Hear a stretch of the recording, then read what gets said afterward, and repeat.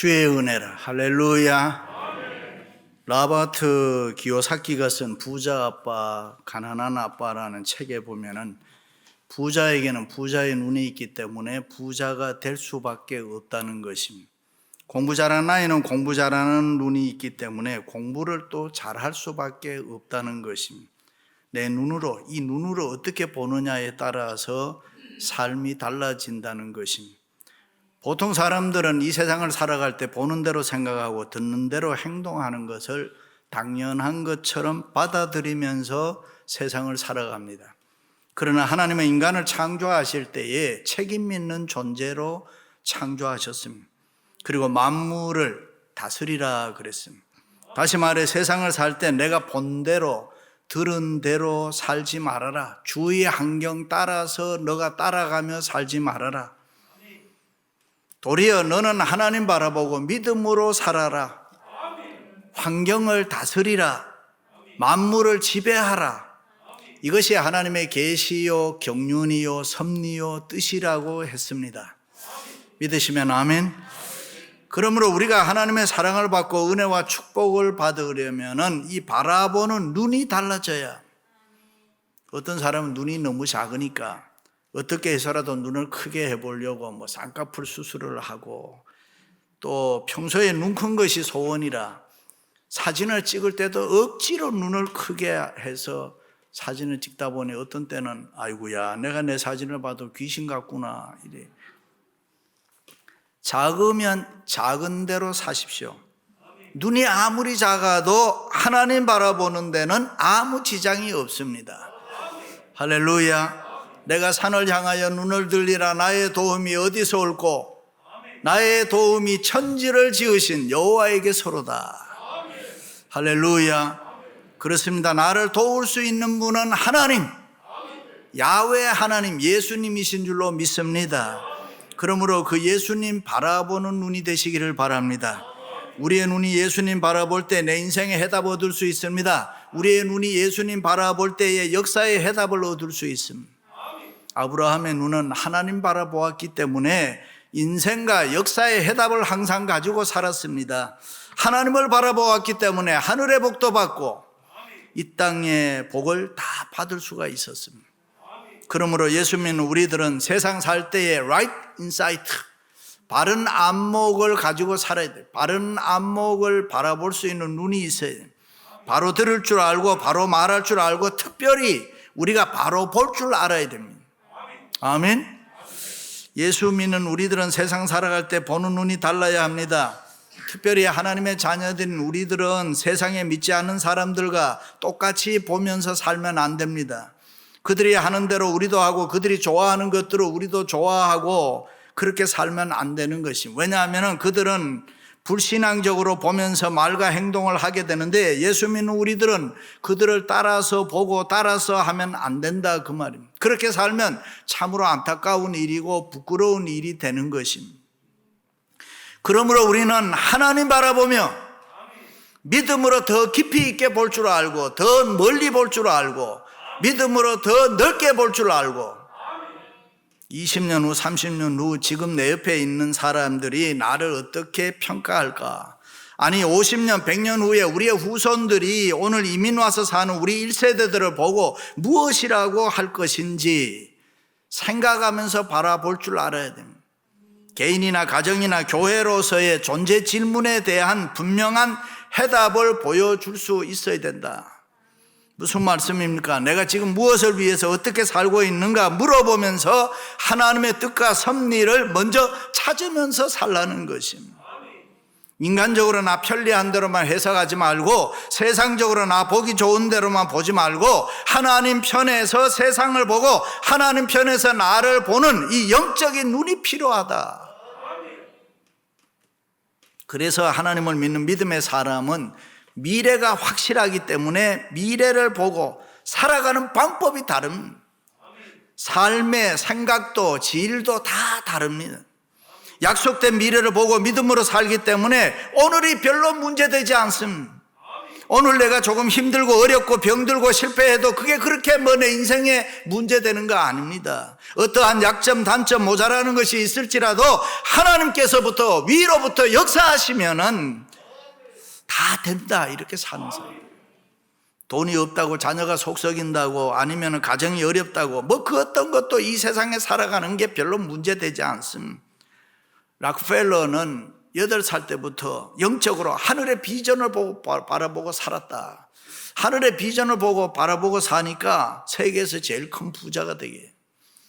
힐튼이라는 사람도 믿음 좋은 어머니가 항상 너는 위를 쳐다보며 살아라. 너가 살다가 어려운 일을 만나거든 하나님께 기도해라. 그래서 어머님 말씀대로 그렇게 살았더니 하나님이 힐튼에게 복을 주어서 호텔 왕이 되게 했다. 성 프란시스는 유혹을 이길 거룩한 능력은 원칙이 분명해야 된다. 그런데 그 원칙이 무엇이냐? 예수님 바라보고 살아야 된다. 할렐루야. 이스라엘 백성들이 가데스 바네아에 이르렀을 때 모세는 12정탐꾼을 뽑아서 요단강을 건너 가나안 땅을 살펴보라고 오라고 했습니다. 돌아온 그들 중에 여호수아와 갈렙은 그곳은 과연 젖과 꿀이 흐르는 땅입니다. 여호와께서 우리에게 주신 땅이 참으로 아름답습니다. 그래서 우리가 들어가 살면 됩니다. 믿음의 눈으로 본 것을 믿음의 눈으로 말하고 있는 것입니다. 그러나 10명은 전혀 다른 부정적 보고합니다. 믿음의 눈으로 본 것이 아니라 이성과 경험과 인간적인 눈으로 보았습니다. 성벽이 하늘 높이 쌓였다고. 그들은 힘센 장사요 우리는 메뚜기같이 싸우면 진다고 한심한 소리를 했습니다. 그렇습니다. 믿음 없이 보면 모든 것이 다 불가능하고 믿음 없이 보면 세상이 다 힘들고 우리가 신앙에서 가장 큰 질병이 뭐냐? 믿음 없이 인간적으로 세상적으로 이 세상 보며 사는 것입니다. 그러므로 우리에게 반드시 필요한 것은 하나님을 믿는 이 믿음의 눈이 필요합니다. 미국에 와 사는 우리들도 육신적으로 보면 뭐 미국 사람들만큼 잘나지도 못했잖아요. 또 어떻게 보면 못한 거 많아요. 키도 작고 영어도 잘 못하고. 그런데 하나님이 우리를 이곳에 와서 잘 살게 해주고 있지 않습니까? 그러므로 하나님을 바라보는 눈, 세상을 바라보는 우리의 눈이 믿음의 눈이 되어야 한다. 그래야 하나님의 자녀답게 인생의 승리자가 되는 줄로 믿습니다. 할렐루야. 오늘 말씀에 보면 하나님께서 예레미야에게 2가지 경고의 질문과 1가지 사랑의 권면을 해주고 있습니다. 첫 번째가 예레미야야 내가 무엇을 보느냐? 내가 살구나무 가지를 보나이다. 식물학자들에 따르면 봄이 되면 모든 나무 중에서 살구나무가 제일 먼저 깨어난다고 합니다. 다른 나무들은 모두 겨울잠을 자고 있는데 살구나무만 가장 먼저 싹을 틔우고 꽃을 피운다고 합니다. 그러므로 살구나무에 파란 잎이 돋고 꽃이 피기 시작하면은 얼마 안 있어서 아하 다른 나무들도 겨울잠에서 깨어난다는 것입니다. 봄이 왔다는 봄을 알리는 징조, 사인이라는 것입니다. 그렇다면 이 살구나무에 꽃이 피어 봄이 왔다는 것은 이 징조는 우리에게 무엇을 말해주고 있는 것입니다. 그것은 하나님께서 앞으로 있을 심판, 전쟁과 환란을 보여주는 것입니다. 앞으로 재난이 있을 것이다. 기근이 있을 것이다. 사랑이 식어지고 무서운 전쟁과 환란이 너희들을 찾아올 것이다. 그러므로 이 징조는 끝이 아니다. 또 다른 시작이다. 우리 몸에도 무슨 병이 하나 들어와도 무슨 징조가 있어. 사인이 있단 말이에요. 요즘 유행하는 코로나에도 걸려도 뭐 열이 나고 구토하고 뭐 설사한다. 그 어떤 사인이 있다고 하잖아요. 확진자가 되면 이번에 병원에 입원해서 치료를 받아야 돼요. 지금 제일 많이 죽는 심장병, 암, 캔서 뭐 이런 거 다 사인이 있단 말이죠. 먼저 우리가 모르는 징조 이런 걸 보여주는 거예요. 먼저 오잖아요. 그러므로 그 징조는 끝이 아니고 시작이라는 거예요. 앞으로 더욱 엄청난 일, 본체가 남아있다 그 말이에요. 그러므로 징조가 있을 때에 우리가 정신을 바짝 차려야 돼요. 조심하고 치료하면 쉽게 회복할 수 있어요. 할렐루야. 이스라엘의 위대한 지도자 모세나 하나님께 부름을 받았을 때에 하나님 나는 부족합니다. 나는 자신이 없습니다. 거절했습니다. 그러나 하나님은 모세를 포기하지 않으시고 그를 붙드시고 그를 부르셔서 하나님의 경륜, 하나님의 뜻을 하나둘 펼쳐나갑니다. 모세가 부족하든지 말든지 잘났든지 못났든지 뭐 상관하지 않으시고 하나님께서는 내가 너를 쓰겠다. 너는 내가 하라는 대로 해라. 그러면서 주신 말씀이 던지라, 잡으라, 건너라. 아주 단순한 동사의 말씀을 해주셨습니다. 그때 모세는 아무 말도 변명도 할 수 없게 되는데, 하나님 그렇다면 제게 뭐 징조를 하나 보여주십시오. 그 말을 듣고 하나님께서 뭐 희한한 거, 굉장한 거 한번 보여주면 좋은데 내 손에 있는 것이 무엇이냐? 모세가 자기 손을 보니 지팡이 하나 잡고 있단 말이죠. 지팡이가 있나이다. 그래, 그것이면 족하다. 그리고 하나님께서는 모세가 가지고 있는 지팡이를 통하여 능력을 행하시고 이적을 행하시고 여러 가지로 역사하십니다. 지팡이를 던지라고 합니다. 던지라고 하면 던지면 됩니다. 왜 던져야 하느냐고 물을 필요도 없어요. 지팡이를 잡으라고 합니다. 그러면 그냥 잡으면 되는 거예요. 요단강을 건너라고 할 때에 왜 물을 필요가 없어요. 건너면 그냥 되는 것입니다. 이유가 필요 없습니다. 왜냐하면 하나님의 말씀은 단순해도 기름 부음이 있고, 하나님의 말씀은 단순해도 거기에 은혜와 축복이 있기 때문에. 믿으시면 아멘. 그럼 모세가 어떻게 했습니까? 이유 달았습니까? 안 달았잖아요. 하나님이 던지라고 하시니 던졌습니다. 그랬더니 뱀이 되었습니다. 그때 다시 잡으라고 했습니다. 여러분, 지팡이를 던지는 것은 쉽지만 뱀 잡는 것은 어렵잖아요. 여러분은 어때요? 뱀 잡을 수 있겠어요? 뱀이 꿈틀꿈틀 가는데 겁나지 않을까요? 그런데 모세는 그냥 잡았다. 하나님의 말씀에 무조건 믿음으로 순종했다. 그랬더니 다시 이게 지팡이가 되었다. 축복의 근원은 믿음과 순종인 줄로 믿습니다. 할렐루야. 요즘 우리 주위에는 코로나, 산불, 지진, 홍수, 뭐 여러 가지 어려운 일들이 얼마나 많이 있는지. 그런데 우리는 그 징조를 통해서 미래를 볼 줄 알아요. 하나님의 손길과 하나님의 심판을 바라볼 줄 아는 이 영적인 눈이 필요함. 모세가 이스라엘 백성들을 출애굽해서 나올 때에 바로 왕을 보면은 그렇게 밀어날 수가 없습니다. 하나님의 섭리를 바라보는 이 지혜로운 눈이 필요한데 바로는 그렇지를 못했습니다. 한두 가지 재앙을 당하면 빨리 눈치채고 손들고 회개해야 되는데, 아멘. 그런데 미련스럽게 10가지 재앙을 다 당하지 않습니까? 몇 번까지는 이해한다고 해도 이렇게까지 할 수 있을까요? 적당할 때 회개하고 그만두었으면 얼마나 좋았겠습니까? 끝내까지 고집 부리다가 얻어터지고 말지. 자기 생각이 다 옳다고 밀고 가다가 10가지 재앙 다 받고 망하게 되는 거 아닙니까? 그렇다면 바로 왕의 마음만 고집이 세고 어리석고 미련하냐? 가만히 보면 우리들도 그렇잖아요. 아이들이 텔레비전을 좋아하잖아요. 엄마가 이제 그만 보고 공부해라. 그러면 얘하고 끄고 들어가는 아이가 있는데 그러지를 아니하고 꼭 한찰 얻어맞고 울면서 들어가는 아이가 있습니다. 가만히 보면 어떤 사람은 일생 동안 세상 살아가는데 이 미래를 좀 볼 줄 알면 좋은데 그러지 아니하고 계속 얻어맞으며 사는 사람, 어리석고 미련한 사람. 그렇습니다. 우리 모두는 21세기 살구나무 가지, 코로나, 산불, 지진, 홍수 등 세상의 여러 가지를 볼 때에 멀지 않아서 하나님의 심판이 있겠구나. 그 징조를 볼 수 있어야 될 줄로 믿습니다. 다시 말해 이런 징조를 보면서 이것이 하나님의 심판의 징조구나. 빨리 내가 회개해야지. 그렇게 깨닫는 역사가 여러분에게 있으시기를 주님의 이름으로 축원합니다. 두 번째는 예레미야야 내가 무엇을 보느냐. 예, 끓는 가마를 보나이다. 그 윗면이 북에서부터 나무로 기울어졌나이다. 다시 말해 내가 보니 부글부글 무섭게 끓는 가마가 금방 쏟아질 것 같이 보였습니다. 하나님의 무서운 심판이 지금 눈앞에 와 있다. 지금 괜찮다고 해서 괜찮은 것이 아니고 지금 무사하다고 해서 무사한 것이 결코 아닙니다. 오늘 아무 일이 없었다고 내일 또 아무 일이 없었다고 생각하면 안 되는 것입니다. 지금 우리의 주위가 평안하다고 해서 온 세상이 다 평안한 거 아닙니다. 부글부글 끓는 가마가 기울어져 있는 것처럼 우리 눈앞에 바로 하나님의 심판이 와 있다는 것입니다. 그렇습니다. 우리가 이러한 하나님의 심판의 때를 알고 있으면서도 계속 고집 부리고 세상 말로 큰 코 다칩니다. 그러므로 지금 우리는 그 어느 때보다도 영적으로 깨어나서 하나님의 심판을 바라보면서 바로 서야 될 줄로 믿습니다. 깨닫는 대로 고쳐야 되고 깨닫는 대로 변화돼야 되고, 할렐루야. 하나님의 심판이 내게 미치기 전에 내가 회개하고 돌이켜야 됩니다. 그 하나님의 심판을 보지 못하는 자에게는 이 하나님의 긍휼하심이 없습니다. 인간은 누구나 하나님의 긍휼을 덧입어야 소망이 있습니다. 잘난 사람 따로 없어요. 똑똑한 사람 따로 없어요. 스스로 잘난 척 스스로 교만하게 생각하지도 말아요. 누구나 회개하고 변화돼서 하나님의 긍휼을 덧입어서 영적으로 바로 서야 된다.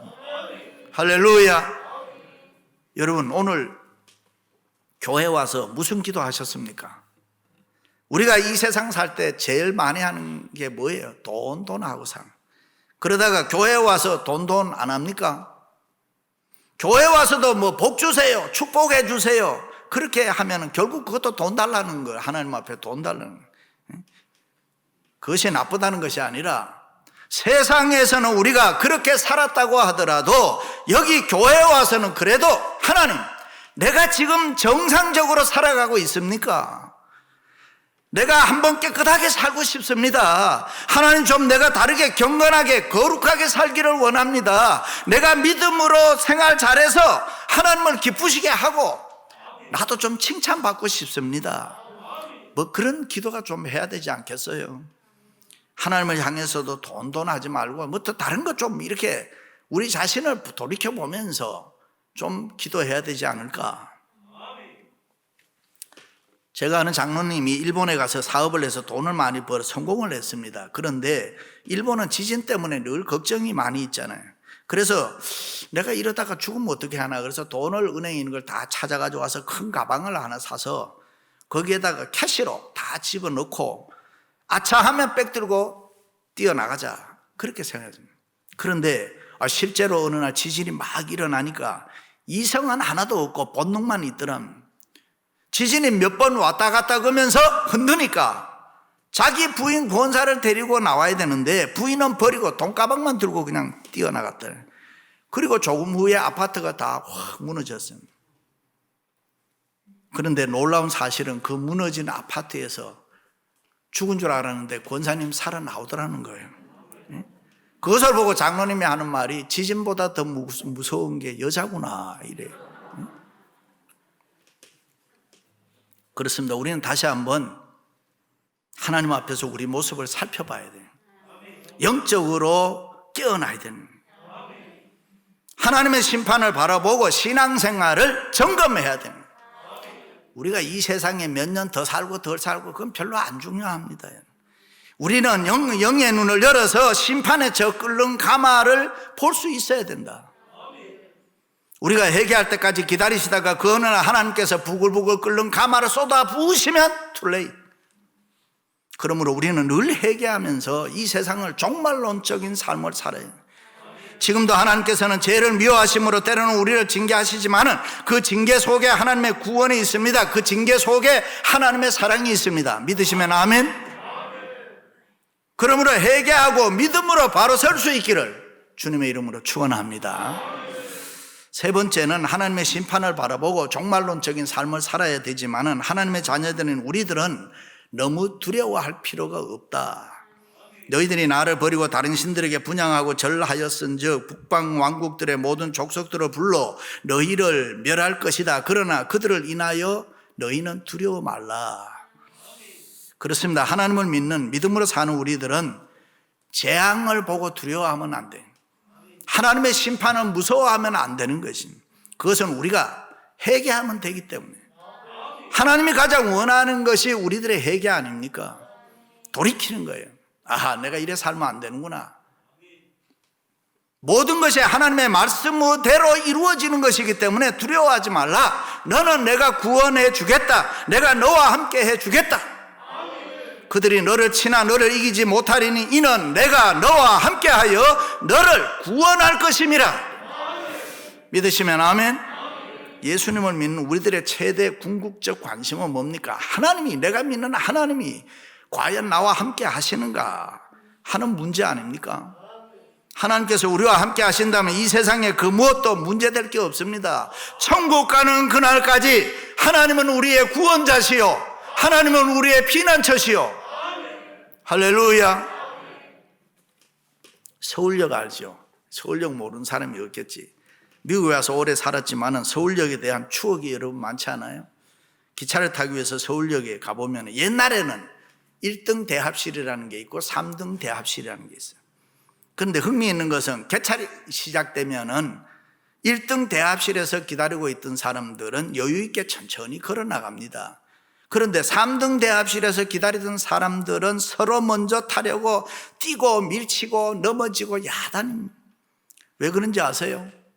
1등 대합실의 손님은 무슨 고급 손님이고 3등 대합실의 손님은 뭐 하급 인생이라서 그런 게 아니에요, 여러분. 단지 1등 대합실에서 기다리고 있던 사람들은 자기 표에 좌석 번호가 있기 때문에 천천히 가도 내 자리가 거기 있단 말이죠. 그런데 3등 손님은 뛰지 않으면 내 자리가 없어요. 늦게 타면 입석으로 오랫동안 서서 가야 된단 말이죠. 그래서 뛰는 것입니다. 이 말은 미래가 보장되어 있지 않다 그 말이에요. 미래가 보장되고 미래를 내다볼 수 있는 사람은 그렇게 뛰고 서두를 필요도 없고 이 세상에 대해서 너무 겁먹을 필요도 없다. 그렇습니다. 요즘 이 세상을 여러분은 어떻게 보고 있습니까? 지금 우리 주위에 일어나는 여러 가지 일들을 여러분은 나름대로 어떻게 생각하면서 살아갑니까? 그것은 끝이 아니라 시작이라는 것입니다. 하나의 사인이요 징조에 불과하다. 앞으로 있는 것이 더 큰 문제라는 거예요. 그래서 우리는 정신 차리고 영적으로 깨어나서 믿음 생활 잘해야 된다 이 말이에요. 날마다 하나님의 심판을 바라보며 회개하며 경건하게 살도록 애를 써야 됩니다. 할렐루야. 회개하면 하나님은 우리를 용서해 줘요. 회개하면 하나님은 우리를 사랑해 줘요. 믿으시기를 바랍니다. 그렇다고 우리는 이 세상 두려워할 필요는 없습니다. 하나님은 그 징조를 통해서 우리를 구원하시고 하나님의 사랑하는 자들에게 필요한 은혜를 새롭게 베풀어 주시고 우리는 그 하나님의 사랑의 손길을 보면서 여호와를 앙모해야 됩니다. 여호와를 앙모한다는 말은 그를 의지하고 그 주님만 하나님만 본다는 거예요. 그 예수 그리스도를 바라볼 때 자유함이 있습니다. 그 예수 그리스도를 바라볼 때 우리에게 평안함이 있습니다. 그 예수 그리스도를 바라볼 때에 우리에게 소망이 있습니다. 할렐루야. 사랑하는 성도 여러분, 하나님의 심판을 바라볼 줄 아는 이 종말론적인 삶을 살아가시기를 바랍니다. 그리고 징조 뒤에 있는 하나님의 사랑과 하나님의 구원을 바라볼 줄 아는 이 믿음의 사람들로 믿음의 삶을 살아가시기를 주님의 이름으로 축원합니다.